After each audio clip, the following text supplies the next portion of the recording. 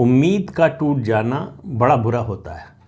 जिसकी उम्मीद टूटती है ये वही जानता है। गुजरात विधानसभा के चुनाव, हिमाचल की बात बाद में करूंगा, अभी गुजरात विधानसभा का चुनाव किसी भी राष्ट्रीय चुनाव से उसकी तुलना की जा सकती है। इस चुनाव में 20 साल से, अगर 27 नहीं 2002 से शुरू करें, जब नरेंद्र मोदी को पहला मैंडेट मिला अपने नाम पर 2002 में गुजरात में, तब से और 2022 साल पूरे हो गए। हर चुनाव में जो उनके विरोधी हैं वो चमत्कार की उम्मीद करते हैं। और एक सज्जन ने तो टेलीविज़न पर बोला भी था 2007 के चुनाव में। उस समय वो देश के सबसे अग्रणी सेफोलॉजिस्ट माने जाते थे। नाम है योगेंद्र यादव, वही आंदोलनजीवी। उनका कहना था कि चमत्कार हो सकता है और बीजेपी और मोदी हार सकते हैं, कांग्रेस जीत सकती है। तो उनको कांग्रेस की जीत, जैसे होता है रेगिस्तान में मरीचिका दिखाई देती है आदमी को, हर थोड़ी दूर पर नज़र आता है कि जैसे पानी उधर आगे है, और जब वहाँ पहुँचता है तो कुछ नहीं होता है। इन लोगों के साथ भी ऐसा ही है। जीत, खासतौर से गुजरात की बात कर रहा हूँ, इनके लिए मरीचिका बन चुकी है। कांग्रेस को तो हारने की आदत पड़ गई है, लेकिन कांग्रेस के समर्थक और उससे ज़्यादा मोदी के विरोधी और मोदी से नफरत करने वाले, उन लोगों के लिए ये गुजरात विधानसभा का चुनाव एक मरीचिका बन गया है। हर चुनाव में उम्मीद से उतरते हैं, हर चुनाव में बड़े ज़ोर शोर से उतरते हैं। और मैं पार्टी की बात नहीं कर रहा हूँ, कांग्रेस पार्टी नहीं। कांग्रेस पार्टी 2017 में ज़रूर ज़ोर शोर से लड़ी थी, इस बार तो उस तरह से नहीं लड़ी। और ज़ोर शोर से लड़ती तो क्या नतीजा होता 17 में देख लिया था, तो मालूम था कि इस बार भी अगर जोर लगाएंगे तो क्या होना है। तो कांग्रेस ने मान लिया है कि उसका जो प्रारब्ध है गुजरात में वो हार ही है, उसको उसने स्वीकार कर लिया है। लेकिन उसके समर्थक, जो लेफ्ट लिबरल इकोसिस्टम है, जो मोदी विरोधी इकोसिस्टम है, उसको ये हार मंजूर नहीं है। तो उसने इस बार एक नया दांव खेला था। कांग्रेस से थोड़ा थोड़ा निराश होते जा रहे हैं, तो नए मसीहा की तलाश में है। नए मसीहा के रूप में उनको अरविंद केजरीवाल नज़र आता है। आप देखिए, पिछले 3-4 महीने से, बल्कि 6 महीने पहले से शुरू हो गया था, गुजरात में अरविंद केजरीवाल जैसे आंधी की तरह आ गए, तूफान की तरह आएंगे और बीजेपी कांग्रेस को उड़ाकर चले जाएंगे। गुजरात में अरविंद केजरीवाल, उनकी पार्टी की सरकार बनेगी, ये दावा करने वाले अरविंद केजरीवाल और उनकी पार्टी के लोग दावा करें, समझ में आता है, राजनीतिक दल हैं, चुनाव में हैं, इस तरह के दावे करेंगे ही। लेकिन intellectuals, senior journalist, editor level के जर्नलिस्ट और उसके अलावा पॉलिटिकल एनालिस्ट, ये सब लोग बड़ी भारी उम्मीद भरी नज़रों से देख रहे थे कि बड़ा उलटफेर करने वाली है आम आदमी पार्टी। मैं आपसे शुरू से कह रहा था और तर्क के आधार पर कह रहा था। एक वीडियो में मैंने बताया कि क्यों गुजरात या कोई इस तरह का राज्य आम आदमी पार्टी नहीं जीत सकती कभी। उसके कारण बताए थे, उसको रिपीट नहीं करूंगा, दोहराऊंगा नहीं। लेकिन आम आदमी पार्टी को लेकर जो इन लोगों के मन में गुब्बारे फूट रहे थे, वो गुब्बारा जो है वो ध्वस्त हो गया, उसमें वो गुब्बारा फट गया। जो आम आदमी पार्टी उम्मीद कर रही थी कि वो अर्श पर, आसमान पर जाएगी, उसके तारे ज़मीन पर आ गए। और ये एग्ज़िट पोल के आधार पर ही नहीं, जो मेरा पहले से आकलन था उसके आधार पर भी कह रहा हूँ कि आम आदमी पार्टी, हालांकि सिर्फ एक मैट्राइज जो है उसने दिया है आम आदमी पार्टी को 9% वोट शेयर, और किसी भी सर्वे एजेंसी ने आम आदमी पार्टी को डबल डिजिट से नीचे वोट शेयर नहीं दिया है। मेरा मानना है कि यही वास्तविकता होगा, इससे भी कम हो सकता है। आम आदमी पार्टी कितना भी वोट उसको मिला हो, वो कुल जो पड़े हैं वोट, उसका 10% नहीं हो सकता, डबल डिजिट में नहीं जा सकती। अब सवाल ये कि गुजरात तो एक राज्य है, एक राज्य में कोई सरकार किसी पार्टी की बन जाएगी या नहीं बनेगी, उससे क्या बड़ा फ़र्क पड़ता है। मेरा मानना है कि गुजरात के चुनाव का महत्व, ख़ास तौर से मोदी के राष्ट्रीय राजनीति में आने के बाद, उससे पहले भी था, जब से वो मुख्यमंत्री बने हैं तब से बना हुआ है।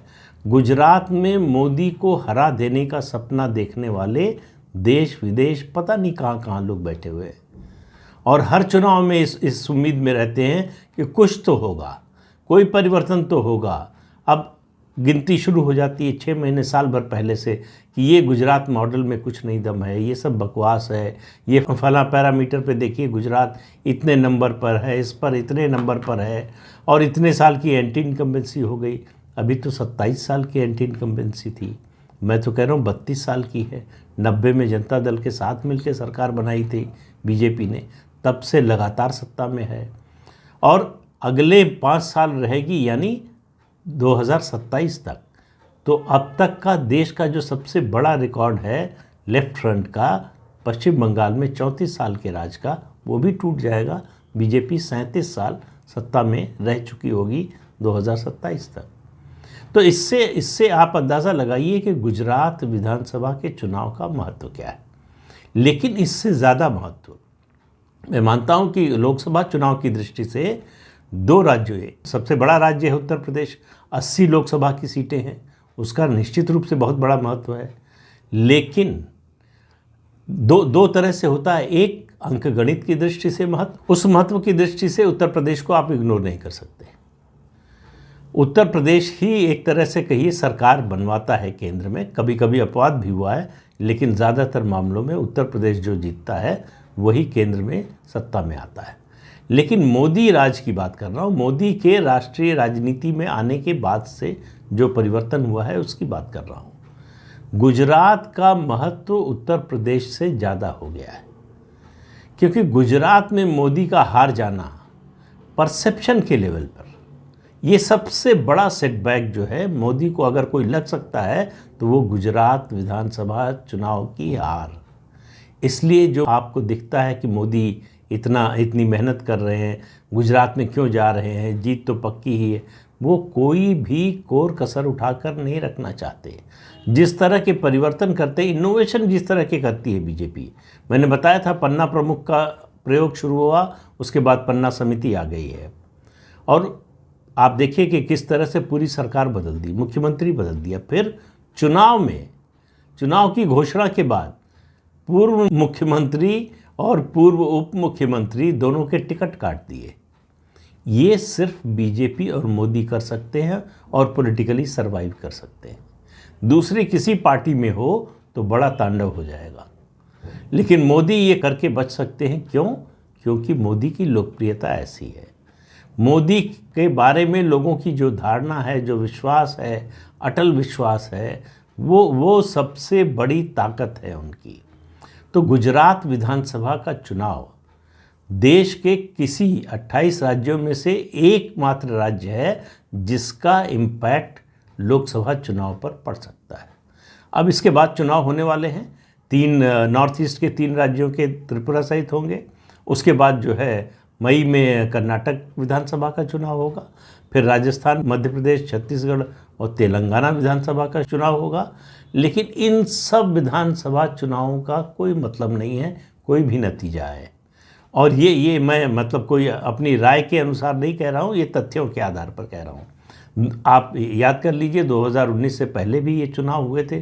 2018 में बीजेपी मध्य प्रदेश हार गई, राजस्थान हार गई, छत्तीसगढ़ हार गई, इसके बावजूद लोकसभा में पहले से ज़्यादा सीटें आ गई। इन राज्यों के विधानसभा चुनाव का इम्पैक्ट लोकसभा पर नहीं होता, लेकिन गुजरात का निश्चित रूप से होता। जब भी गुजरात में बीजेपी हारेगी, मोदी के रहते हुए अगर हारेगी, तो उसका इम्पैक्ट नेशनल इलेक्शन पर पड़े बिना नहीं रह सकता। तो ये जो अरविंद केजरीवाल और उनके समर्थक और उनकी पालकी उठाने वाले, वो पिछले 6 महीने से, खासतौर से 3 महीने से और ज़्यादा से, बल्कि 6 महीने ही कहना चाहिए, वो ये परिवर्तन की हवा चला रहे थे कि परिवर्तन होने वाला है, लोग परिवर्तन के लिए वोट दे रहे हैं। पहली बात तो ये, रिजल्ट की बात छोड़ दीजिए, जो वोटिंग परसेंटेज है वो पहले से, पिछले चुनाव से 2017 से कम हो गया है। किसी भी परिवर्तन वाले चुनाव में, वो भी इतने बड़े परिवर्तन की उम्मीद रखने वाले चुनाव में, ये हो नहीं सकता कि पिछले चुनावों से वोट परसेंटेज गिर जाए। परिवर्तन का मतलब लोग ज़्यादा उत्साह के साथ या तो गुस्से में या परिवर्तन की खुशी में जाकर वोट करते हैं। वो ऐसा दिखाई नहीं दिया। तो उसकी बड़ी वजह है कि लोगों ने मान लिया है कि बीजेपी जीतेगी ही, कांग्रेस हारेगी ही। इस यथास्थिति को लोगों ने स्वीकार कर लिया है, मतदाता ने भी स्वीकार कर लिया। अब परिवर्तन की जो बात कर रहे थे, देखिए अब कई तरह की अवधारणाएं सामने आ रही हैं कि अगर आम आदमी पार्टी कांग्रेस को रिप्लेस कर देती है नंबर 2 पर, तो बीजेपी के लिए बड़ी चिंता होगी। मोदी और शाह जो है चिंता में डूब जाएंगे, फिर उनका उभरना मुश्किल हो जाएगा। दूसरा चल रहा है, अब जैसे ही एग्जिट पोल आए तो थोड़ा सा गोल पोस्ट बदला है, कहा कि नहीं, अगर जो है तीसरे नंबर पर भी आए लेकिन वोट शेयर जो है 15, 17, 18% होगा, तब भी चिंता की बात होगी। कोई ये नहीं बोल रहा है इनमें से कि अगर 10% से नीचे आएगा तो क्या होगा। तो आम आदमी पार्टी इतना पैसा, इतना प्रचार, इतना समर्थन इंटेलेक्चुअल क्लास में, एक खास इंटेलेक्चुअल क्लास में हासिल करने के बाद भी गुजरात में कुछ हासिल नहीं करने वाली है।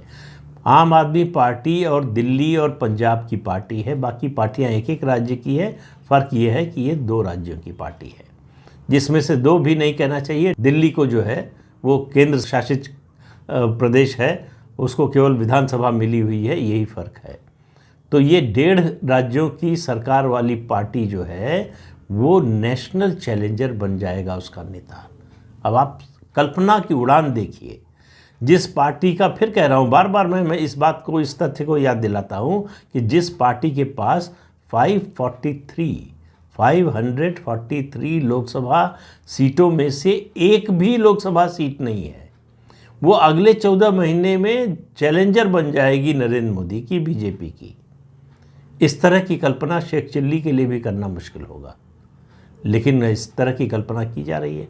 अब 8 तारीख का इंतज़ार हो रहा है कि 8 तारीख को मशीन खुलेगी तो उसमें से जो है वो जिन निकलेगा बोतल लेकर, और अरविंद केजरीवाल की इच्छा पूरी कर देगा, इन इंटेलेक्चुअल्स की इच्छा पूरी कर देगा। मुझे तो वैसा होता हुआ दिखाई नहीं दे रहा है। हिमाचल प्रदेश का चुनाव ज़रूर फंसा हुआ है, लेकिन मेरा अपना अनुमान है कि बीजेपी की सरकार वहाँ बच जाएगी। हालांकि इसके लिए श्रेय कांग्रेस को नहीं, ये जिस मुश्किल परिस्थिति में बीजेपी फंसी है उसका पूरा श्रेय भारतीय जनता पार्टी को ही है। उसके नेताओं की आपसी गुटबाजी और धूमल परिवार का सैबोटेज, ये जिम्मेदार होंगे हिमाचल में बीजेपी की परफॉर्मेंस, जीतने पर भी हारने पर भी।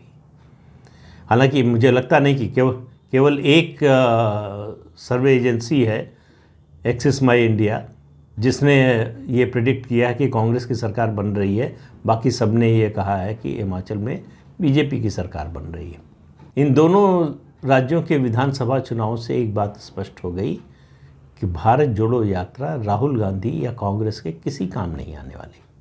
एक ही छोटा सा उदाहरण दे रहा हूँ, जिन राज्यों में नहीं गई, गुजरात और हिमाचल में तो नहीं गई थी, लेकिन जहाँ गई, तेलंगाना की मनुगोडे सीट जो है विधानसभा की सीट, जिसका उपचुनाव हुआ, जहाँ से 2018 में कांग्रेस का उम्मीदवार जीता था, वहाँ से उस यात्रा के जाने के बाद, गुजरने के बाद, कांग्रेस पार्टी के उम्मीदवार की जमानत जब्त हो गई। ये राहुल गांधी की भारत जोड़ो यात्रा का असर हुआ है।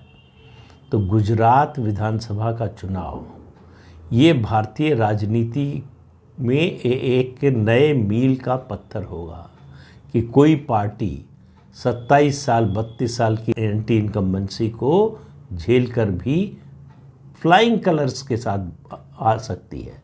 बीजेपी जो सीटें आने की जो संभावना है, वो कहा यह जा रहा है कि कुछ सर्वे एजेंसीज ने कहा है कि 127 का रिकॉर्ड टूटेगा, कुछ ने कहा है कि 149 का जो माधव सिंह सोलंकी का रिकॉर्ड था वो टूट जाएगा।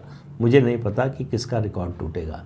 मुझे ये पता है कि 2017 का रिकॉर्ड निश्चित रूप से टूटेगा, और बीजेपी जो है वो 117 से 127 के बीच में कहीं होगी, उसकी सीटों की संख्या होगी। क्योंकि बीजेपी के 149, 150 पहुंचने के लिए ज़रूरी था कि आम आदमी पार्टी 20, 22, 25% वोट लेकर आती, जो कि नहीं आ रहा है। 3-वे कंटेस्ट होता, ट्रायंगुलर कंटेस्ट होता, तो बीजेपी की सीटों की संख्या बढ़ती 48% वोट लेकर, जो दिखाई दे रहा है। लेकिन 1-2 सीटों को छोड़कर कहीं ट्रायंगुलर कंटेस्ट हुआ नहीं, इसलिए बीजेपी की सीटों की संख्या इतनी बढ़ जाएगी ऐसा मुझे लगता नहीं। बाकी चुनाव है, मतदाता है, भाग्य विधाता हैं, जनता जनार्दन है, कुछ भी कर सकती है, कुछ भी ले सकती है, कुछ भी दे सकती है, सब कुछ ले सकती है, सब कुछ दे सकती है। 8 तारीख को नतीजे आ जाएंगे तो गुजरात और हिमाचल पर अगली बातचीत 9 तारीख को करूँगा। तब तक के लिए अनुमति दीजिए। आपसे अनुरोध है, ये चैनल देखिए, शेयर कीजिए, लाइक कीजिए और सब्सक्राइब ज़रूर कीजिए। नमस्कार।